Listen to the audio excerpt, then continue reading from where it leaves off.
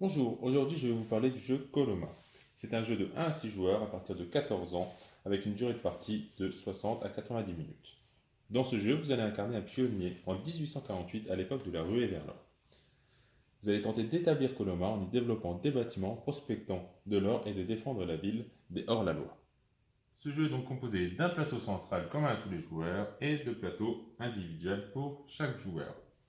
Le plateau central est divisé en plusieurs sections. Donc nous avons une section des 3 années que compose la partie de jeu, la section des différentes villes où nous pouvons nous balader, nous avons la section de combat contre les hors-la-loi, nous avons la réserve de pépites d'or, la réserve pour construire les rivières et la réserve pour construire les ponts de notre plateau. Et nous avons sur la partie centrale une petite roue qui va représenter les 5 différentes manches que compose une année de jeu. Une manche du jeu se déroule donc en 7 étapes. Nous devons d'abord ajuster et pivoter les tuiles bonimentaires et barricades, déclencher l'événement de la manche, sélectionner simultanément les sites, placer les pionniers sur les sites choisis, déplacer la barricade, résoudre les tours des joueurs et récupérer les pionniers. Chaque plateau de personnages se constitue de la même façon. Donc nous avons notre stock de cartes à gauche, le cimetière des hommes morts au combat, le coût de construction d'une rivière ou la construction d'un pont, notre bâtiment lodge où nous pouvons récupérer des petits bonhommes de notre réserve générale ou des tentes, notre réserve de chevaux pour pouvoir se balader avec le chariot dans la section de ville, là-haut. Et nous avons un premier bâtiment. Nous avons également sur la partie haute le début de 4 rivières potentielles qui nous donnent des actions immédiates et des points de victoire à la fin. Nous avons également notre petite tuile de sélection d'étapes que nous pourrons faire durant la partie.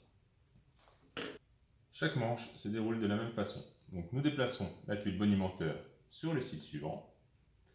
Nous arrivons ici sur le site 1. Nous résolvons l'événement. Ici, tout le monde récupère deux petits bonhommes de sa réserve générale vers son lodge.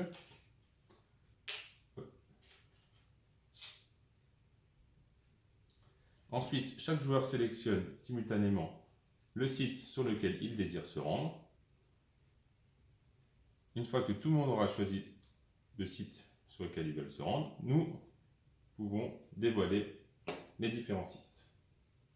Nous plaçons les pionniers sur les sites que nous avons voulu.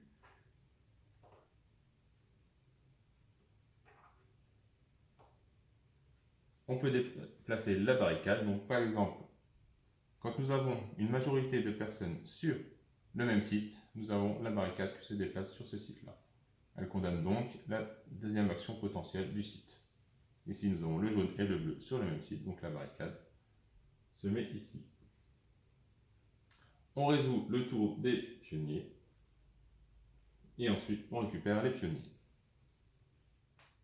Une fois que nous avons récupéré nos pionniers à la fin de la manche, on recommence les 7 étapes avec la manche suivante. Donc nous remettons la barricade sur la pancarte, nous faisons pivoter la tuile bonimenteur et nous exécutons la même chose pour l'événement 2. Donc là, chaque personnage récupère une pépite d'or.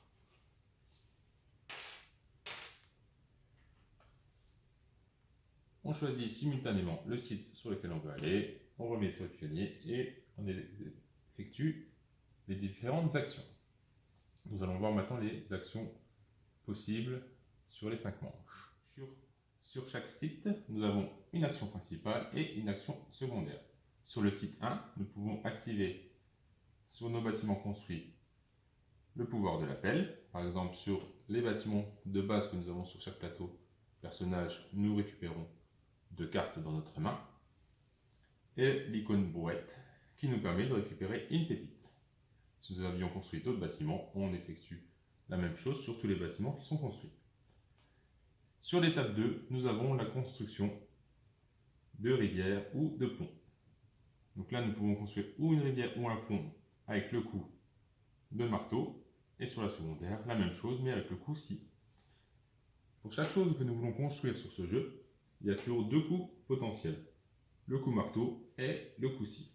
Donc le marteau, on est plus sur de l'argent à dépenser, et la scie, on n'est plus sur de la pépite d'or.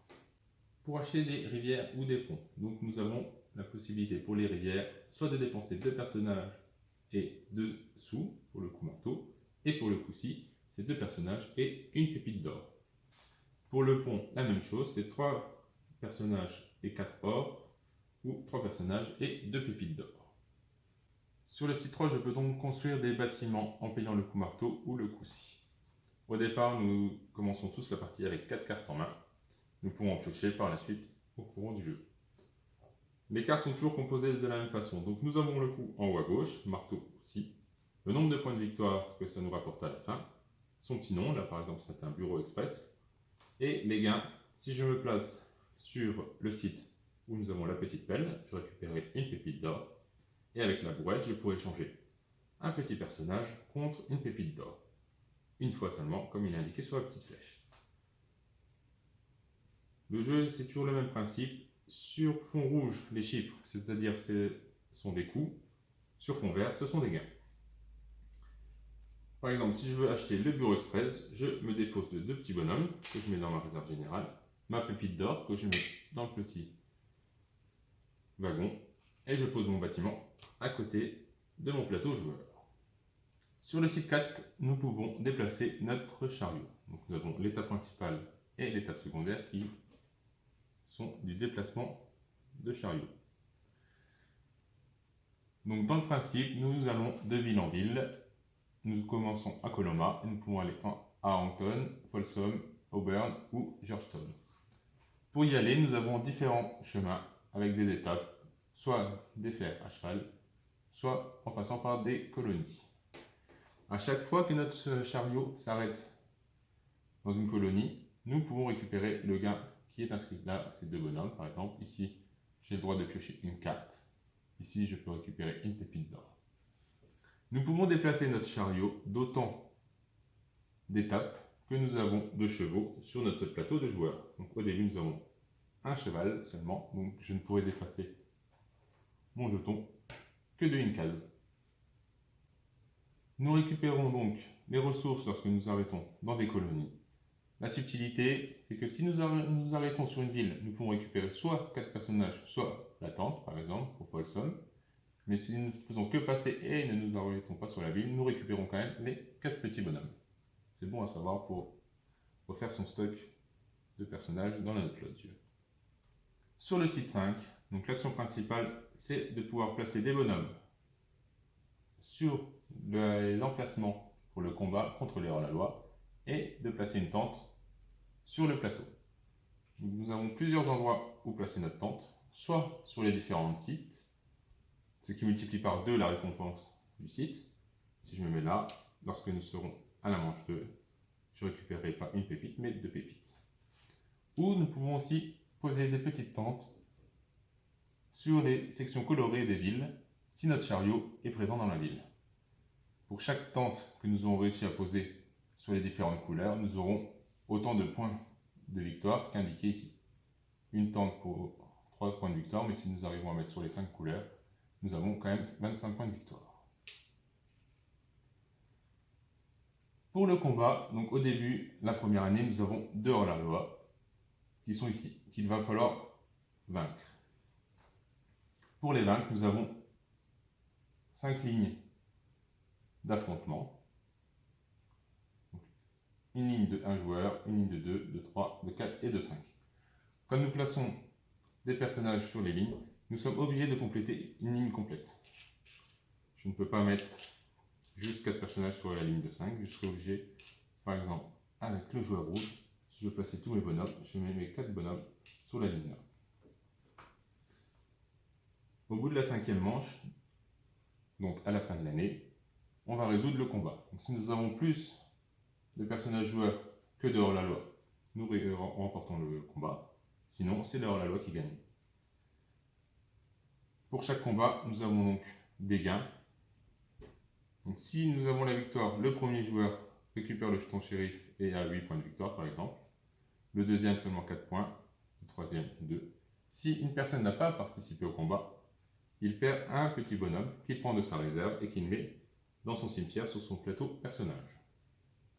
Si par contre c'est les hors-la-loi qui gagne, on a des gains qui sont moindres. Et ceux qui n'ont pas participé au combat ont 2 morts. Nous avons au début de partie le choix sur 4 plaquettes.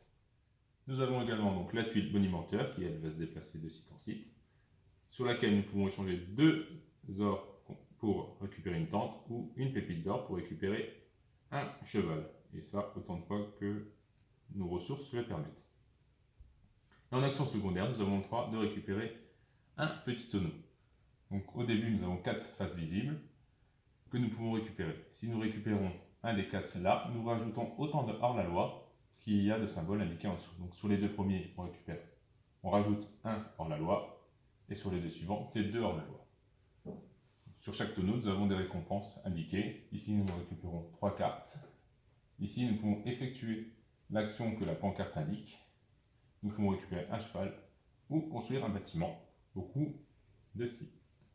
Une fois que nous avons résolu le combat contre le hors-la-loi, nous changeons de tuile, nous nous remettons à 0, on recharge les pépites que nous avons potentiellement payées pour remplir le stock, et nous pouvons commencer la deuxième année dans le même principe avec nos 5 manches divisées en 7 étapes. Voilà les principales règles du jeu Coloma, j'espère que vous allez passer un bon moment.